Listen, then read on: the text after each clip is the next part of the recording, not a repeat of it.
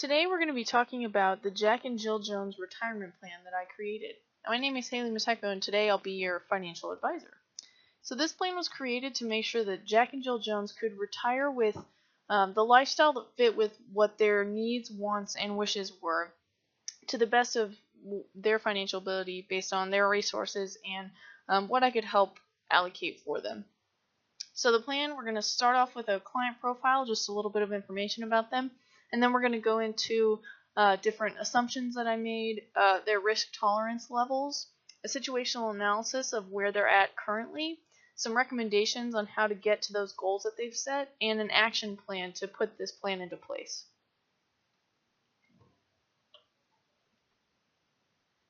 So our first client is Jack Jones. He was born in 1962. He's age 54, and he'd like to retire at 64 to 66. His co-client is Jill Jones, his wife, who was born in 1966, is age 50, and wants to retire at age 60 to 62, or just basically whenever Jack retires. They don't have any kids either. So here are their goals in order of their priorities. So the green goals at the top are the needs, the yellow goals in the middle are the wants, and the red at the bottom are the wishes.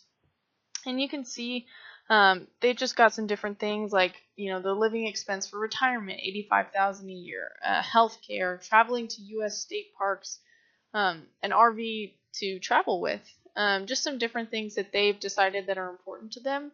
And within each category, those goals are in order based on the weight that they gave them. So the ones at the top of each category are the most important, etc. So the first assumption that I made is that as a photographer, so Jill is to be a landscape photographer when they are traveling to all these different parks, and I said that she would earn $26,000 a year based on a Salary Genius quote for a beginner landscape photographer in College Station. The next assumption was that Jack will live to be 82 and Jill will live to be 85, and those are based off of the Social Security Administration website life expectancy calculator. Next, for their term life insurance policy, so we're going to say that they purchased it with New York Life at the beginning of this year. Jack's got $100,000 of coverage and Jill has $50,000. They're both 15-year term policies. And for Jill, the website didn't offer a quote for $50,000 of coverage, so I just assumed it would be half as much as $100,000 of coverage for a female at her age.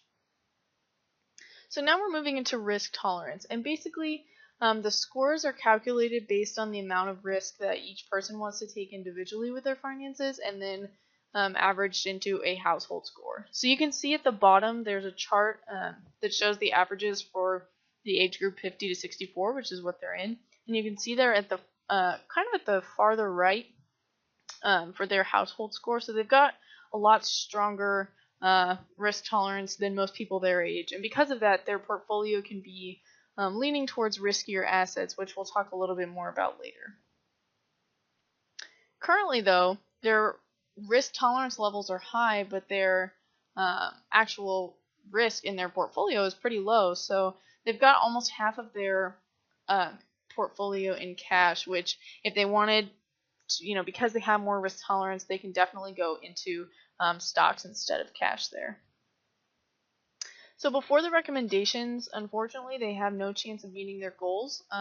There's a 0% probability of success based on the numbers that were ran, and you can see to the right here is a Monte Carlo simulation. So it just kind of shows that because of how much money that they put into their goals and how low their returns are going to be, it's not possible for them to meet any of their goals as of right now.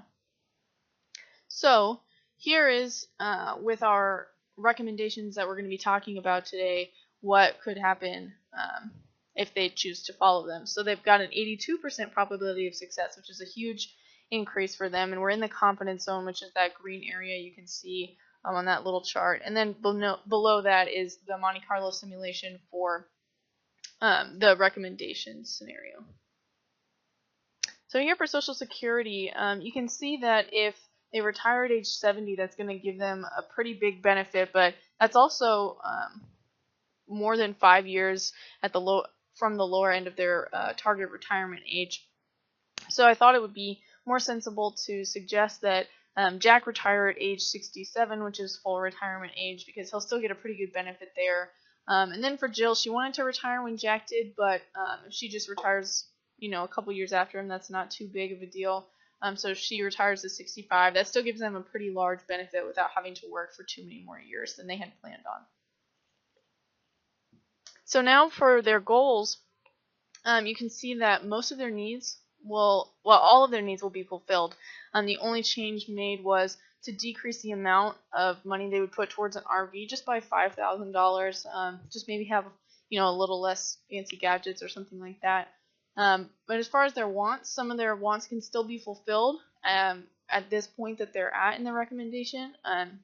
If they buy their new cars, maybe a little bit lower price, they can't do things like help their nephew or help family members, but they can still, they wanted to get the new cars or they wanted to do charity, we've got those three in their recommendation. So neither of their wishes can be fulfilled either.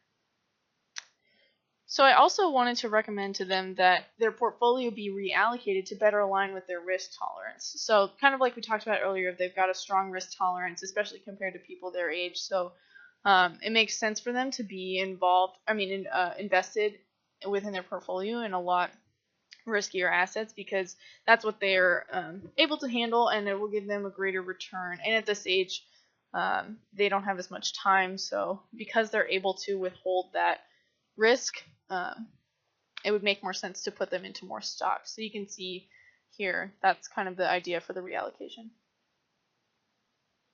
In addition, to help with funding those needs and some of those wants, saving just 5% more of their income every year, $8,800, could really help them just to make sure that those goals are met.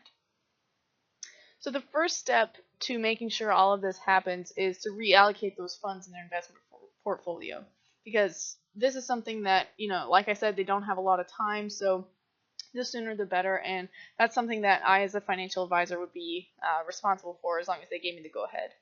And then the second step would be, to start saving more, the 5%. So figuring out where that money is going to come from and what else, what they're going to cut back on to make sure that they're able to save that 5%. So Jack and Jill are jointly responsible for that, for talking about it, and for talking with me about putting money in the appropriate vehicle to save. The third step is for Jack to go ahead and start planning on retiring at age 67 to receive the Social Security benefits. So as of right now, he's got to extend his timeline a little bit and to make sure he communicates that with his employer. And then the final step of the action plan is just for Jack and Jill to talk about how they feel about this, this total recommendation, and to look at the level of their needs, wants, and wishes being fulfilled, and just to see if they're willing to make any other compromises to have more of those fulfilled. They're responsible for discussing this, and hopefully they would be able to have an answer, at least within, the next few months, just because the sooner the better. At this age, they've got to act fast. So, all right, well, that was Jack and Jill's retirement plan. I'm Haley Mateko, and thanks for listening.